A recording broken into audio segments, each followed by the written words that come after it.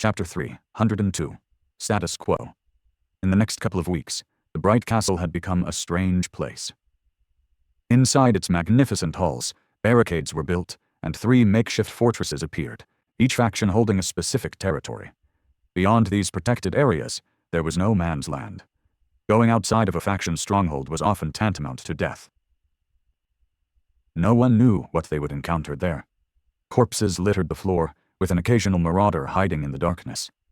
With no more law, tyrannical as it had been, many people gave in to their darkest impulses. But these wretches were the least of the dangers that now populated the castle. A much worse fate was to stumble onto a patrol or a war party of another faction. The guards especially were quick to slaughter anyone they met, sometimes in gruesome and inventive ways. The hunters and the followers of Changing Star were equally as ruthless, but at least not without reason or provocation. But the most terrifying change was that now, humans weren't the only ones populating the ancient citadel anymore. After Gunlaug's death, too many people were killed, and the rest were too busy with their little war to keep defending the castle. And just like that, after so many years, the nightmare creatures had returned under its roof.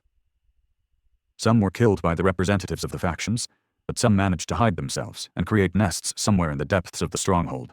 No one knew how many there were, but the terror kept people awake at night. There were also a lot of rumors going around, one more frightening than the other. The most persistent of them told of a horrible creature called Blood Lord, which apparently stalked the corridors of the Bright Castle and killed humans, tearing their throats open with sharp fangs and consuming all of their blood. Some even thought that it was Gunlaug himself, who returned from the grave to bring vengeance to his killers. Sonny was doubtful of these rumors up until the moment when he had found a bloodless corpse of a young guard on one of his patrols. For a moment he felt fear creep into his heart. He knew what the blood flowers were, after all.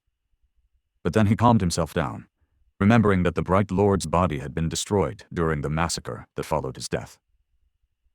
If the corpse of Gunlaug wasn't walking around drinking people's blood, though, then what was? There were a lot of disturbing things happening in the castle these days. Apart from the frequent but minor skirmishes between the factions, people kept dying in all manner of morbid ways. He didn't even want to think about it. There was no safe place anywhere now, except for maybe the 3 strongholds. The outer settlement had been completely abandoned. At first, Nephis had tried to create a safe haven there for those who did not wish to participate in the war, but she was quickly taught a bloody lesson by her enemies. Spreading her forces too thin was simply an invitation for an attack. After that, all of her followers, willing or unwilling, had relocated to the southern part of the castle and joined the ranks of her fighting force. And yet, even 2 weeks later, nothing had changed. The 3 factions continued their bloody struggle, unable to break the status quo. Soon, something had to change. One evening, Sonny was sitting on a crate in one of the halls of Changing Star's stronghold. In his hand was a bowl with a measly ration, which he nevertheless was eating with a lot of enthusiasm. A few meters away from him, a couple of Neph's followers were doing the same while having a conversation. Out of boredom, he listened to their voices as he ate. "Have you heard? They found another dead guard near the throne room. The Bloodlord got him." "Good riddance. That thing really creeps me out, though." "Yeah, scary. But do you know what I'm really afraid of?"